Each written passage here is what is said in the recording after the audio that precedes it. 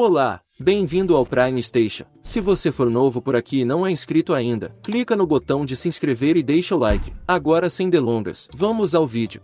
O filme começa, uma pergunta é feita. Se o homem que arruinou sua vida pudesse ser colocado na sua frente, você o mataria? Um homem carregando algumas malas entra em uma sala de caldeiras. Ele revela uma bomba e tenta difundi-la. Ele percebe que há mais alguém ali e saca sua arma, mas leva um tiro. A distração significa que ele é tarde demais para desarmar a bomba e ela explode imediatamente. O atirador passa para ele um estojo de violino que ele se esforça para abrir. A próxima coisa que sabemos é que o homem está deitado em uma cama de hospital com o rosto coberto de bandagens. Ele recebe a Cruz Blackmore por seus serviços e é informado de que o Homem-Bomba não é mais problema dele.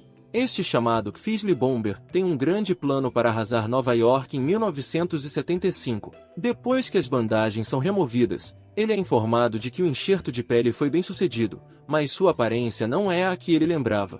Ele se olha no espelho e duvida que até mesmo sua mãe o reconheceria. Algum tempo depois, ele recebe ordens de missão. Ele recebe um estojo de violino e algumas armas apropriadas para o momento. Em um bar na Nova York dos anos 1970, o homem trabalha como bartender. Ele serve uma bebida para uma mulher sentada no bar. Ela se revela escritora e ele leu algumas de suas obras. Ela aposta que poderá contar a ele a melhor história que ele já ouviu.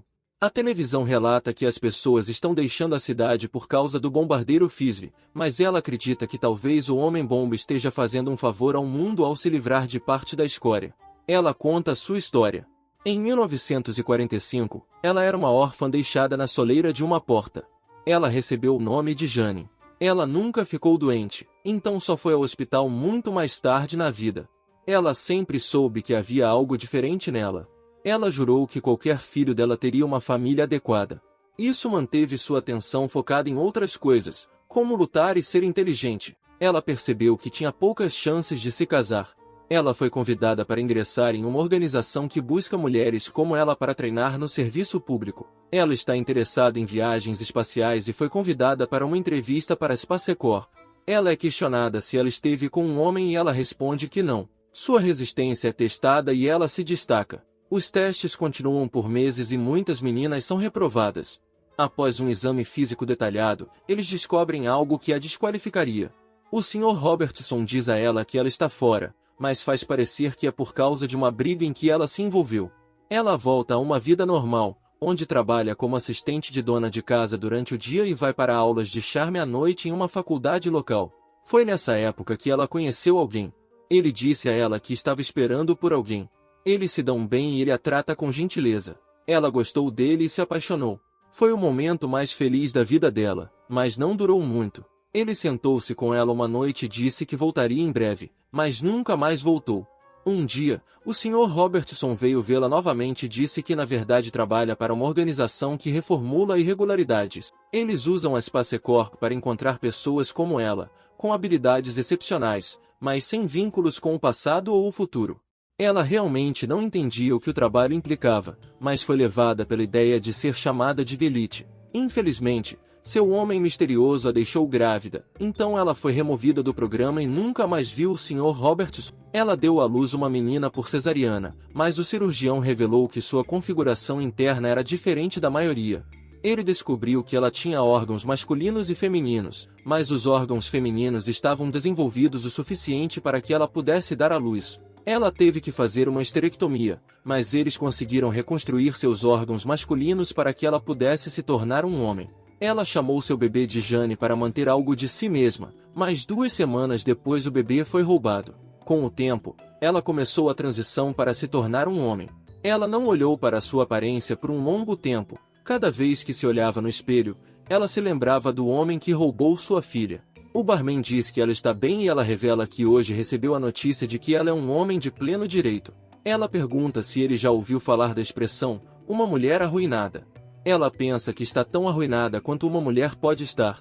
Ela odiava aquele homem que arrancou seu coração, então decidiu voltar para a Space Corp, desta vez para se tornar uma astronauta. Ela foi rejeitada imediatamente e o barman pede desculpas. Ela então mudou seu nome para John e veio para Nova York e começou a trabalhar em empregos sem futuro antes de se tornar estenógrafa pública. Por fim, ela estudou revistas femininas e começou a escrever uma coluna, Confissões de uma Mãe Solteira. O barman pergunta se a história acabou. Ela diz que sim, mas ele pergunta, e se pudesse colocar o homem que a ofendeu na frente dela, e pudesse garantir que ela escaparia impune? Ela iria matá-lo? Ela diz, em um piscar de olhos. Ele diz a ela que sabe onde o homem está e revela o nome de seu cuidador no orfanato. Ela fica abalada, pensando que ele a está seguindo, mas promete que pode colocar esse cara na frente dela. No entanto, há um preço. Ela tem que tentar o trabalho dele. Se ela não gostar, ela pode ir embora. Acontece que ele está trabalhando para o Sr. Robertson e diz que a levará para vê-lo. Eles descem juntos para o porão. Ele pega o estojo do violino e revela que é uma máquina do tempo. Eles ficam perto da caixa e desaparecem de repente. Eles chegam em 1963. Ele explica que não podem cometer erros e lhe dá algum dinheiro. Ele diz que a agência temporal é a empresa para a qual ele trabalha e eles não gostam de anacronismos desnecessários. A sede do Bureau fica em 1985 e ele explica que eles previnem crimes antes que eles aconteçam. Ele dá a ela algumas roupas para vestir e ela pergunta se ele já esteve aqui antes. Ele diz a ela que é complicado. Ele diz a ela para reduzir ao mínimo as interrupções, caso contrário suas vidas serão encerradas. A viagem no tempo foi inventada em 1981 e eles não deveriam viajar 51 anos deste ponto ou a esteira temporal se desintegrará. Se Jane provar seu valor, ela se tornará uma agente temporal. Ele acredita que o homem é o Homem-Bomba Fizzle, e é o principal obstáculo que a impediu. Ele diz a ela onde o homem está. Ele está a caminho para conhecer a versão anterior de Jane pela primeira vez. Ela confirma que isso significa que ela será levada para ver o Sr. Robertson. Ela pergunta se ele já pensou em mudar de vida, mas ele diz que apenas segue a missão. Fora da faculdade, a jovem Jane esbarra em John. Ela é o homem. O barman observa à distância. Ele afirma que se algum dia quiser parar o Fizzle Bomber, então nunca terá outra chance. Ele vai até 1970 e, na sala da caldeira, atira em um homem. O homem escapa e ele o persegue, mas eles lutam. O barman está nocauteado. Quando ele volta, ouve alguns tiros e vai investigar. Ele se encontra se contorcendo no chão com o rosto queimado. Ele passa para ele o estojo do violino que marca a data de 1991 e a figura desaparece no futuro. O bartender pega o cronômetro da bomba e seu próprio estojo de violino e marca a data para 1964, desaparecendo no passado. O barman vai até um apartamento em ruínas e joga uma cadeira com raiva. Ele começa a gravar uma mensagem em fita e afirma que sempre soube que esse dia chegaria.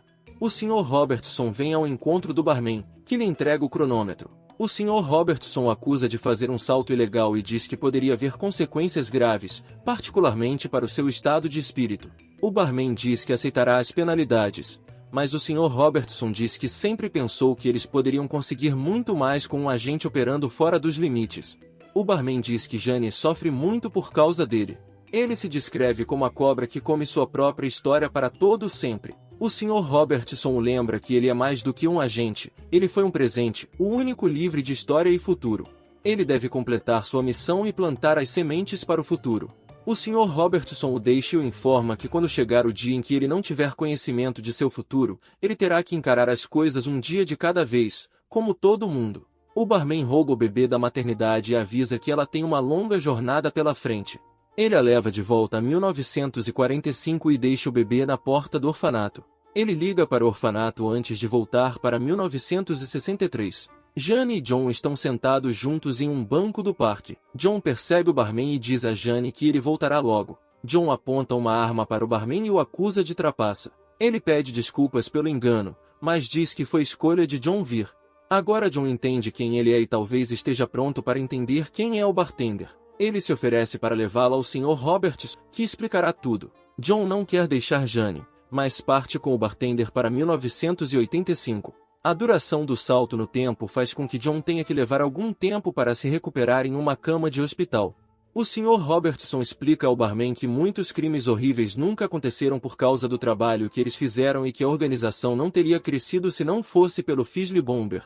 O bartender acredita que o Fizzle Bomber é um terrorista, mas o Sr. Robertson afirma que não é tão simples. Ele devolve a ele o cronômetro da bomba e o envia em sua missão final.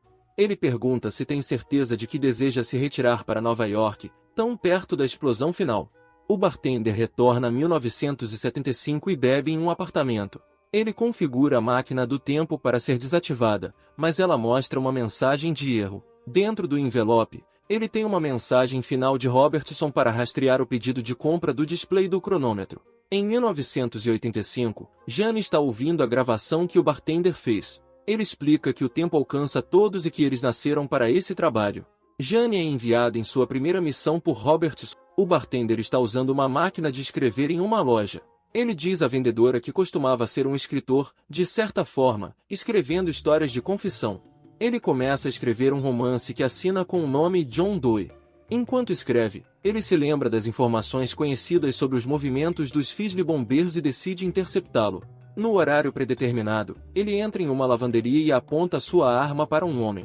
O homem tira o boné revelando-se como o velho barman.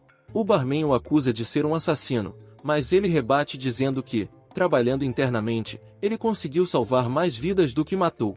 O bartender diz a ele que ele nunca se tornará ele. O velho tenta convencê-lo e diz que se ele matá-lo, ele se tornará ele. Ele atira no coração dele e sela seu destino. Jane ainda está ouvindo a fita que o bartender gravou explicando o que acontecerá com ela, como ela se tornará ele e que ele é seu futuro. Ele termina dizendo a ela que ela terá que fazer escolhas difíceis e influenciar o passado.